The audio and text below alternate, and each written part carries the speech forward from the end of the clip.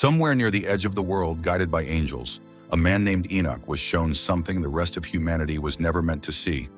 A deep, dark chasm filled with pillars of fire, sealed off from heaven and earth alike, holding something dangerous inside it until a day of judgment still yet to come. This isn't a modern legend. It's written in one of the oldest surviving religious texts in existence. The Book of Enoch, a book so old it was quoted directly in the New Testament, and so strange it was eventually left out of most Bibles entirely. The text describes this place in specific, almost geographic detail. Not vague, symbolic language, but a location at the edge of the known world, connected to the Great Sea, bound by chaos, cold, and fire all at once. For centuries, readers have connected this description to the deep, unexplored places of the earth. The same places modern science still hasn't fully mapped, sitting at the bottom of our oceans. In this video, we're going straight to the source text itself. What Enoch actually says he saw, exactly where he says he saw it, and why, according to this ancient book, it was sealed away in the first place, until a judgment that still hasn't arrived.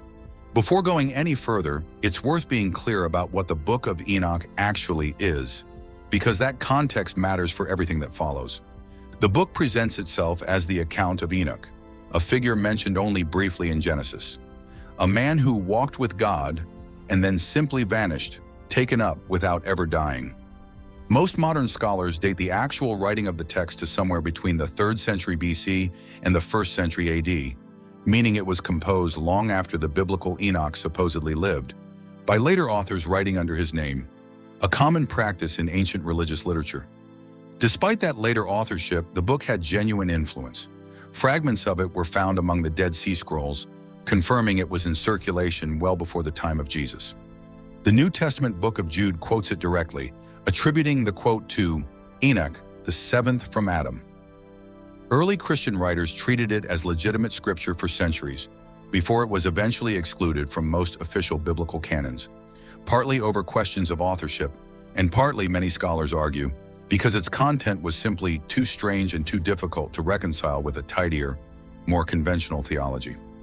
It survived ultimately in only one place, Ethiopia, where the Ethiopian Orthodox Church preserved it continuously, treating it as scripture to this day. Structurally, a large portion of the book is devoted to something most casual readers never expect, an extended cosmic travelogue.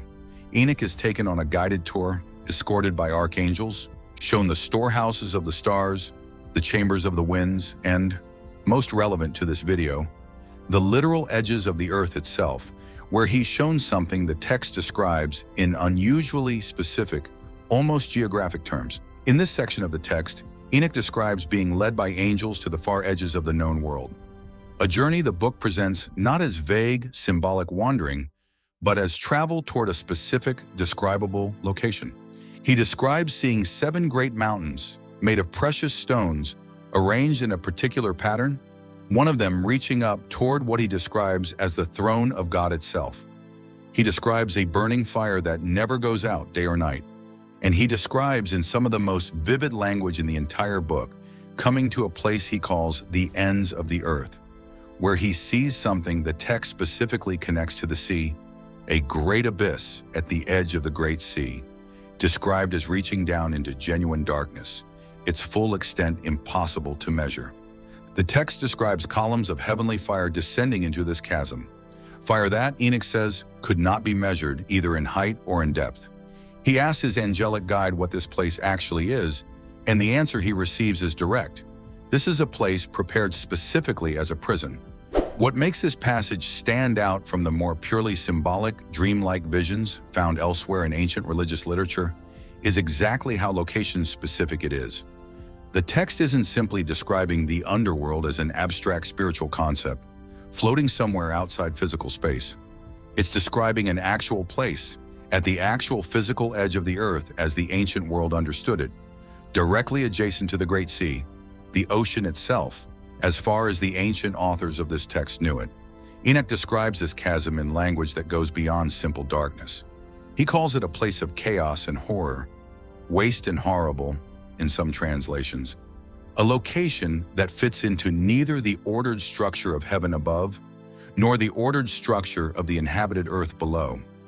This detail connects directly to something much older than the Book of Enoch itself, a concept running through the entire ancient Near Eastern worldview, including the opening lines of Genesis.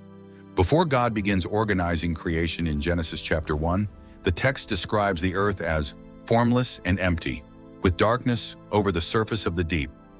In the original Hebrew, that word for the deep is teham, closely related to a much older word used across ancient Near Eastern mythology to describe a primordial, chaotic ocean that existed before organized creation itself.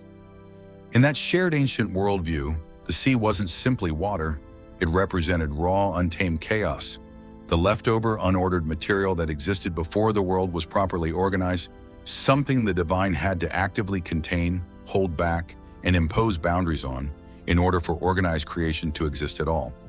Genesis itself echoes this idea directly, describing God setting boundaries for the sea, telling it exactly how far its waves may come and no further.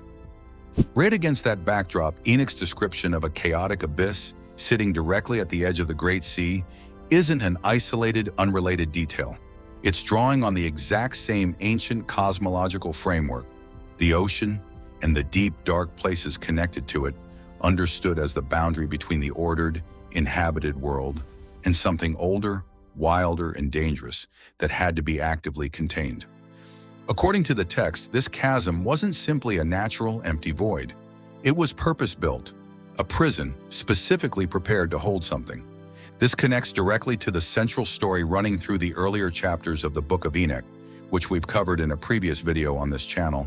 The story of the Watchers, 200 angels who descended to earth, took human wives, and taught humanity forbidden knowledge, weapons, sorcery, and corruption of every kind. When God's judgment finally came down on these fallen angels, different Watchers received different punishments, tailored specifically to their individual crimes. Azazel, the angel blamed for teaching humanity how to make weapons of war, was bound and cast into darkness in a specific location. The text names directly, a desert called Dudael, covered with sharp rocks, left in absolute darkness until a final day of judgment still to come. The remaining Watchers, led by an angel named Semjaza, received a related but distinct punishment, bound in the valleys of the earth for 70 generations, until their own appointed day of judgment, at which point, the text says, they'll be led away to an abyss of fire, tormented forever, sealed there permanently, with no further possibility of release or reprieve. The chaotic abyss Enoch is shown at the edge of the Great Sea. It fits directly into this same framework of sealed, contained punishment, a place built specifically to hold something dangerous, sealed off from the rest of creation, guarded and left waiting for a judgment that, according to the text, has not yet arrived. Whether this abyss is meant to be read as the same location as the valleys holding Semjaza's followers, or a related but separate holding place, the underlying pattern is consistent throughout the entire book. Dangerous, chaotic forces, physically sealed away at the edges of the world, specifically to prevent them from disturbing ordered creation before the appointed time. Here's where it's important to be precise about exactly what the ancient text claims versus what later readers have connected it to. The Book of Enoch itself never once uses a phrase resembling ocean floor in any modern geological sense. It describes a chasm at the edge of the Great Sea, connected to the ends of the earth as the ancient world understood that geography. A world where the edges of the known map genuinely were believed to border a vast, mysterious, largely unexplored body of water. What makes this connection genuinely interesting, rather than simply a modern reinterpretation forced onto an old text, is how naturally it maps onto that ancient understanding of geography. To an ancient audience, the deepest, most inaccessible, least understood parts of the physical world weren't underground caves or distant mountains. They were the depths of the sea itself, entirely beyond human ability to explore or map. Placing a sealed, dangerous prison at the edge of that same unmappable ocean wasn't an arbitrary literary choice. It located this hidden, forbidden place in exactly the part of the physical world that was, for the ancient authors, genuinely unknowable.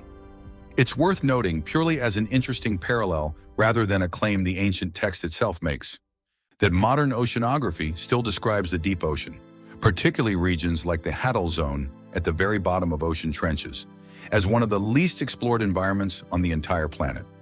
Territory that remains, even with modern technology, more poorly mapped than the surface of the moon.